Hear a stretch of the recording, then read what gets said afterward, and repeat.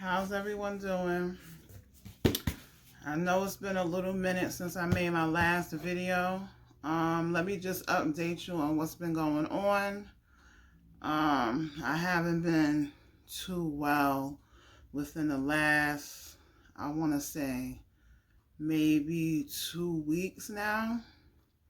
I was having problems swallowing, like literally eating, feeling like food or whatever I was drinking or eating was getting stuck in my esophagus and wasn't going down. Right away, you know what I thought it was. I thought it was COVID, so I went and got tested, negative for COVID. So now I'm like, what the hell is going on? Why am I having problems swallowing? So, I started thinking, doing my own research, thinking about what it could be. So red flags went off. I remember when I was a teenager, I had bad acid reflux.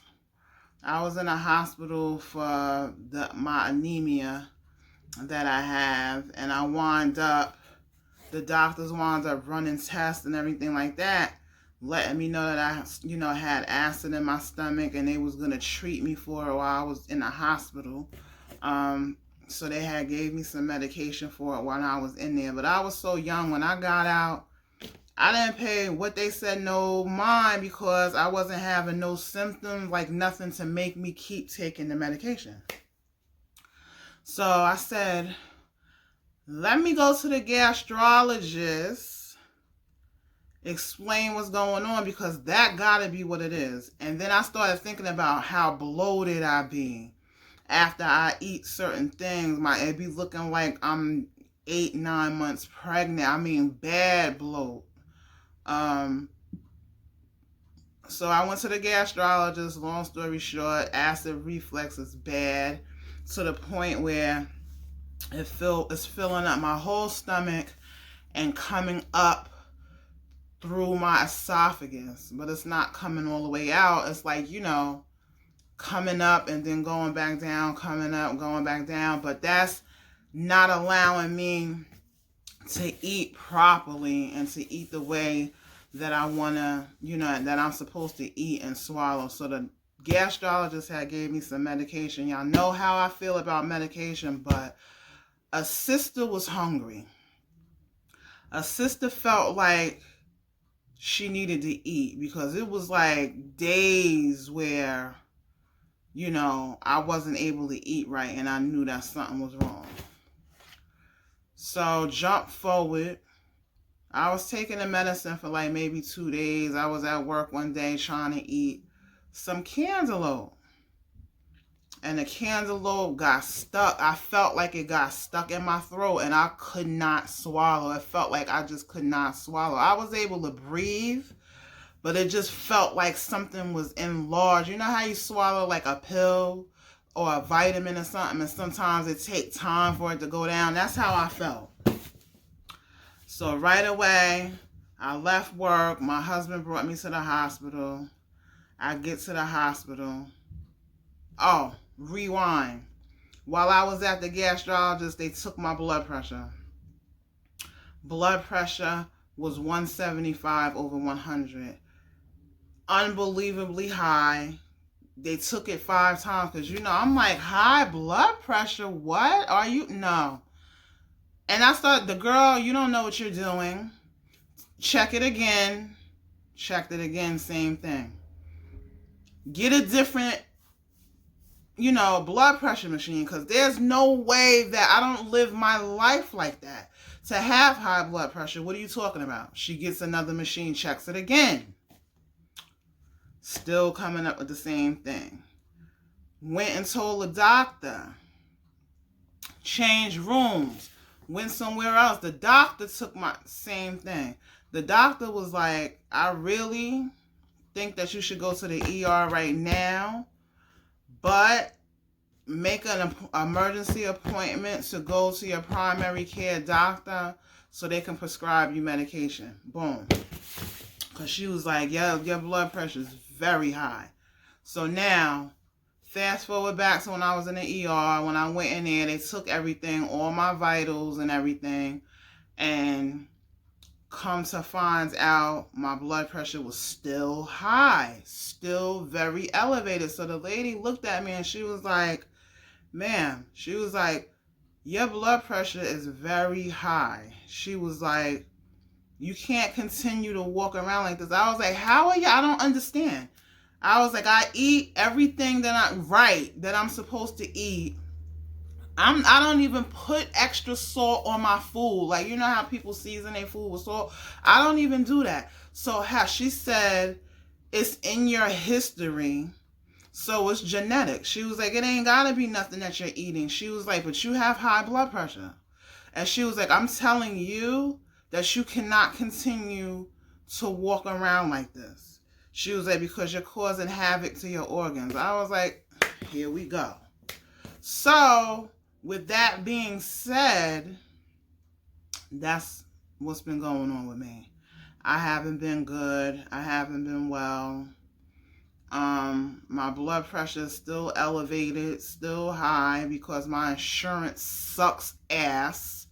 And I'm not able to go to my primary care doctor right now because that's going to be an extra bill that I can't afford to pay right now. So I'm walking around with high elevated blood pressure because I can't afford the doctor's bill that I know my doctor is going to send me because she's expensive anyway.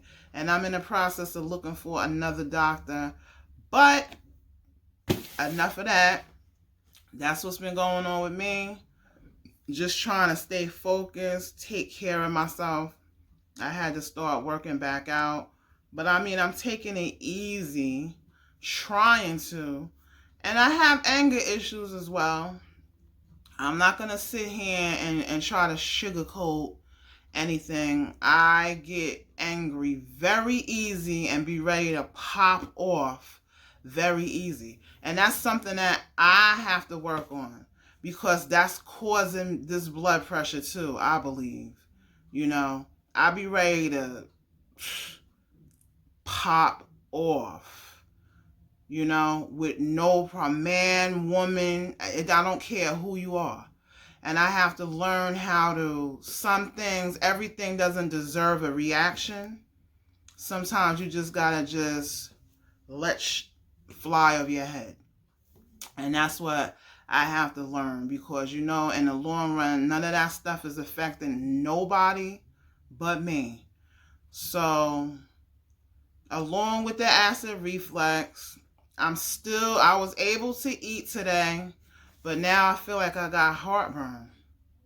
You know, I was gradually like eating soft stuff for the last couple of days, and I haven't really been eating. It seems like I've been getting fuller quicker. I don't know if that's from the medication. That's not a bad thing because maybe now a sister could lose some weight. But it's a lot of things that I can't have. So I have to refigure my whole regimen all over again. I'm thinking about gradually introducing some meat back into my life just for health reasons, you know.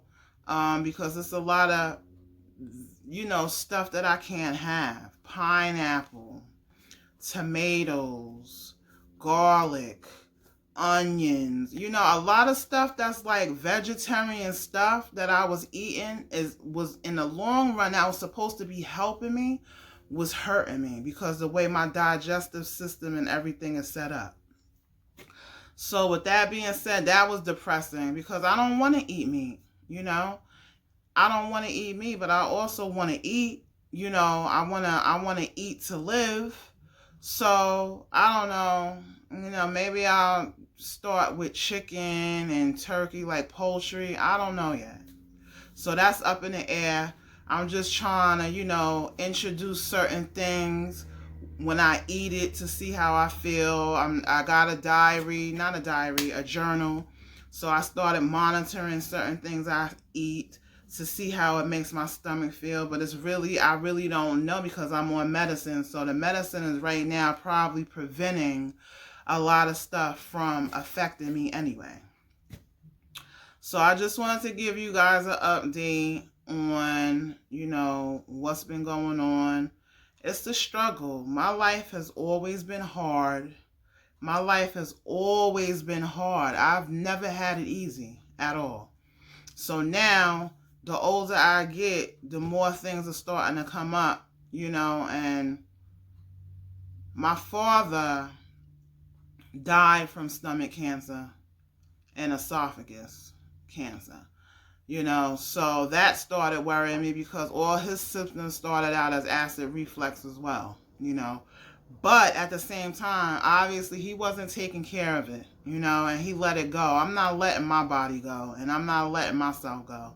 So I'm nipping stuff in the bud right now, getting down to the bottom of it right now. You guys know I don't like medication, but for the meanwhile, I'm going to do it like my doctor said. She's going to wean me off of it. It's not going to be long term, but she said it's so much that she thinks that it's best if I want to eat, if I want to swallow, and if I don't want it to turn into anything else major, that I need to take this medication. It's only one small, tiny pill. It's like the size of a birth control pill, so it's nothing. But it's not going to be long term, probably for about 3 months. I'll be taking the medication, and then she's going to wean me off of it. And I got to work on me, and I got to work on this blood pressure situation. So I started working out, and I got to be consistent, because that's the thing about me with working out. I don't have a problem with working out. It's just being consistent with it. And I used to enjoy working out in the gym, and since COVID, I don't go to the gym anymore because I don't feel comfortable going to the gym right now. So working at home by myself or with my husband is boring to me. So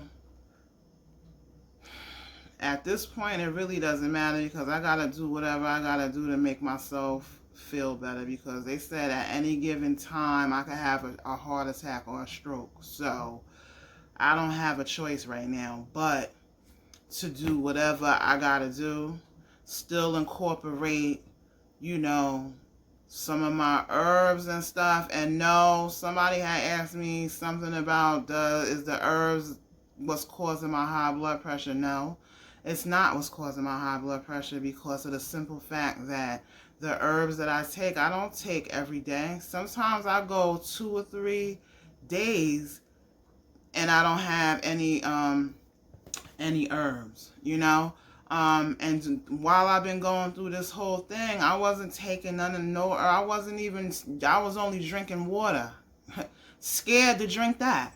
So that has absolutely nothing to do with my high blood pressure. My high blood pressure is genetic. It doesn't even have anything to do with anything I'm eating, because like I said, I watch very closely and pay attention to the ingredients and stuff that I put in my body. Alright, I'm going to stop this video, and then I'm going to make another video, and this is going to be another unboxing. I got another package, and I want to share with you guys what I have in the package, alright? So stay tuned. Watch the next video. Love y'all. Peace.